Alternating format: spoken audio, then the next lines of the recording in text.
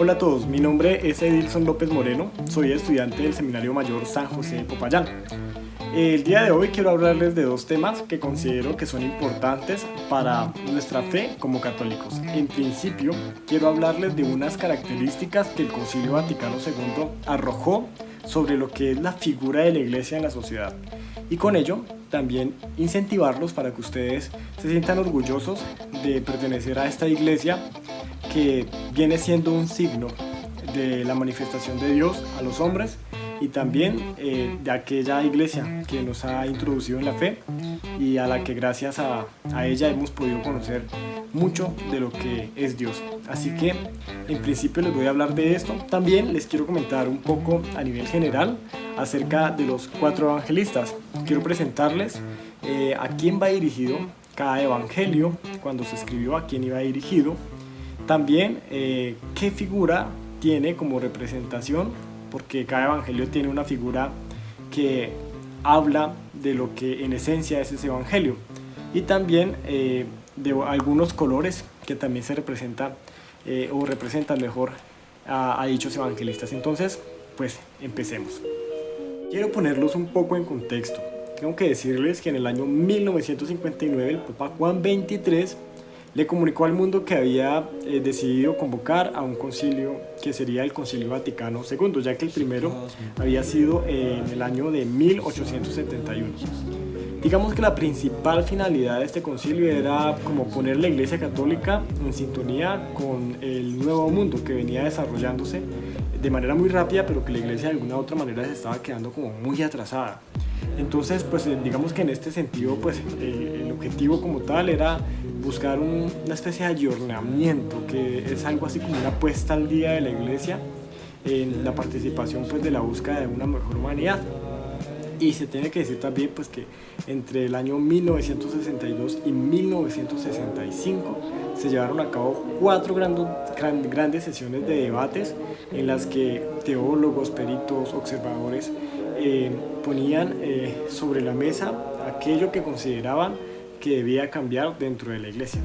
Así que digamos que como resultado de todo este proceso se dijo también que la Iglesia, y esto es de lo que les quiero hablar justamente en este video, era misterio y sacramento, era cuerpo místico de Cristo. Y dentro de esto pues han presentado unas características generales que de alguna u otra manera muestran como tal lo que es la Iglesia dentro de la sociedad. Vamos a empezar a contarles acerca de lo que es las características como tales. La primera característica que encontramos entonces es el despertar del sentido comunitario de la Iglesia, como una reacción al individualismo y al mecanicismo social que había penetrado en todos los campos del pensamiento y de la acción. Era algo que venía sucediendo. Recordemos que estamos en un tiempo en el que la industrialización había logrado grandes avances en la humanidad a nivel de ciencia, pero había retrocedido mucho en cuanto a lo que es un ser humano. Se habían cometido varios abusos acerca de todo lo que tiene que ver con el tema del trabajo y todo lo que tiene que ver con temas laborales por la misma industrialización que estaba viviendo el mundo. Y entonces de alguna u otra forma la Iglesia lo que buscaba era justamente reaccionar frente a ese individualismo que se estaba generando y con ello pues poner también como su aporte para que la humanidad fuera un poco más justa. También el movimiento de espiritualidad cristocéntrica que se inició a comienzos del siglo, tanto en la teología como en la vida espiritual del cristiano y que encuentra su apoyo en los últimos papas, ha hecho un redescubrimiento también de lo que sería la teología agustiniana. En ella, de alguna u otra manera, lo que hace es que este movimiento de espiritualidad cristocéntrica lo que busca es poner a Cristo en el centro, ya no solamente mirar a la Iglesia. Si bien es cierto que se estaba pensando en la Iglesia, se tuvo que tener claro que el centro era Cristo y la Iglesia era justamente el cuerpo de Cristo. Ya, entonces esto también era otra característica importante. Se tiene que también decir pues que este despertar del sentimiento religioso, de la espiritualidad, era producto también de la necesidad que tenía la humanidad que vivía tiempos luego de la guerra, de buscar de alguna u otra manera un cristianismo auténtico y renovado que mostrara como tal el rostro de Dios esperanzador para la humanidad que venía viviendo catástrofes bastante fuertes producidas por el mismo hombre. El despertar del laicado también fue decisivo e importante para la renovación de la Iglesia. Ya se habían dado algunos avances con el Papa León XIII y el Papa Pío X, quienes habían hecho un reconocimiento a los laicos, pero la Iglesia, descubriendo que todos somos integrantes del cuerpo místico de Cristo, entonces ha reconocido que todos también somos importantes para la realización como tal de la misión de la Iglesia, así que le ha dado un papel importante a lo que es el laicado dentro de la Iglesia. Una cosa importante que se dio dentro del reconocimiento de lo que es la Iglesia es la necesidad de que la Iglesia estudiara más la Sagrada Escritura, que se pudieran, digamos, que escudriñar más los textos, se pudieran hacer ejercicios de exégesis, ejercicios de descubrimiento de lo que hay en la palabra. Entonces se ha despertado también un sentido importante acerca de lo que es el estudio de la palabra de Dios. También el movimiento ecuménico que se empezó a vivir alrededor justamente de este concilio, porque muchas iglesias empezaron a decir, bueno, es importante que nosotros, después de todos estos momentos en que la humanidad ha sufrido tanta guerra, tanta desunión y lo demás, nosotros como cristianos nos unamos en torno al mismo Dios, al mismo Cristo que nosotros profesamos en nuestra fe y que vivimos y tratamos de seguir. Entonces, estas como digamos que las características que la Iglesia del Concilio Vaticano II nos arroja y de las que ustedes también pueden ser partícipes dentro de todo lo que les he dicho. Seguramente ustedes dirán, bueno, yo también puedo hacer parte de esto que ciertamente ha sucedido hace 60 años, pero que hasta hoy también estamos viendo que se está reviviendo justamente este pensar de lo que los obispos quisieron hacer en ese momento con la Iglesia y que el Espíritu Santo, por supuesto, inspiró. Así que estas son las características que les quise presentar en este video acerca de lo que es la Iglesia según el Concilio Vaticano II. Ahora les voy a comentar un poco acerca de lo que el segundo punto que les había comentado, que es acerca de los evangelios. Para esto entonces vamos a empezar a hablar del Evangelio de San Mateo. En este evangelio se presenta a Cristo como rey, que sería el rey profetizado. Hay un versículo clave dentro del evangelio que nos habla justamente de ese rey profetizado, que es Mateo 2, el capítulo 2, versículo 2, que nos habla de que Jesús es el rey de los judíos. También el color con el que se representa este evangelio es el púrpura, que de alguna u otra manera muestra el color de la realeza, justamente para nombrar a Cristo como rey. La figura con la que se representa este evangelio es el león, basándose en Ezequiel 1.10 y en el Apocalipsis 1.7, que nos habla de que el león es el rey de los animales, y entonces también se toma como el león, que vendría siendo una representación de una realeza a nivel universal. Este evangelio es escrito especialmente para los judíos, y por eso de alguna u otra manera estas figuras son fáciles de entender también para ellos. Bien, ahora vamos a hablar del evangelio según San Marcos. Pues en este evangelio se presenta a Cristo como siervo, que sería el siervo obediente.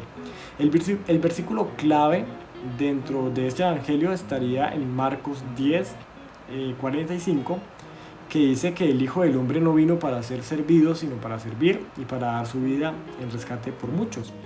El color representativo de este evangelio es el escarlata. Lo encontramos en Éxodo 26:36, que sería el color de la sangre, que es el siervo que debe dar su vida. La figura el animal que representa, con el que se representa este evangelio, que seguramente ustedes los habrán visto en algunos altares de la palabra, los ambones en las iglesias, es el buey, que es el animal que es sacrificado. Está escrito especialmente para los romanos. Todas estas figuras nos hablan justamente de lo que los evangelistas querían mostrar a esas comunidades a las que les escribieron. Por eso tienen como un color, un animal que lo representa y demás. Ahora bien, hablando del evangelio de San Lucas, pues en este evangelio se presenta a Cristo como hombre, que sería el hombre perfecto. El versículo clave de este evangelio lo encontramos en Lucas 19:10, que es el Hijo del Hombre. El color es el blanco, recurriendo a Éxodo 26:36, que es el color de la pureza, es el hombre impecable, puro y perfecto. Por eso el color es el blanco. Y la figura que lo representa es el hombre, basándose en Ezequiel 1:10, que habla de su perfecta humanidad. Está escrito especialmente para los griegos. Recordemos que para los griegos era importante también la figura justamente del hombre. Por eso ellos tenían esculturas y muchas cosas acerca de lo que era el hombre. Por eso Lucas también hace justamente todas estas referencias al momento de presentarles este evangelio a ellos. Por último, les quiero comentar acerca del Evangelio de San Juan, que presenta a Cristo como Dios, el Hijo Divino. El versículo clave está en Juan 20:31, que habla de que Jesús es el Hijo de Dios. El color es el azul, basados en Éxodo 26:36, que es el color del cielo. Él es aquel que descendió del cielo. Entonces allí lo que hace referencia a este color es a esto, justamente a aquel que ha descendido del cielo. Basados en Ezequiel 1:10, el águila vendría siendo el animal que representa como tal este evangelio, ya que es el ave de los cielos, también aquella que tiene una agudeza especial en la vista para lograr reconocer detalles que no todo el mundo ve, y está escrito pues para todo el mundo. Ahora bien, como conclusión de este video, les quiero hacer una propuesta que yo considero que podría llegar a ser útil al momento de acercar las personas a Dios, sobre todo a aquellas personas que han tenido situaciones difíciles en su vida, en la que se les ha vulnerado los derechos, personas que han vivido situaciones de desplazamiento, situaciones de migración porque en su país o en el lugar en donde residían las condiciones no eran las adecuadas, así que decidieron buscar nuevas oportunidades en muchos lugares y terminaron deambulando por las calles. Yo pienso que el diálogo siempre va a ser una solución adecuada para lograr acercarnos a las personas y para lograr acercar las personas a Dios. Así que pienso que yo invitaría, como el Papa dice, a callejear la fe, a que salgamos a dialogar con estas personas, no les tengamos miedo, dialoguemos con ellos y seamos motivo de esperanza para aquellos que viven estas situaciones difíciles que a veces nosotros ni siquiera nos imaginamos.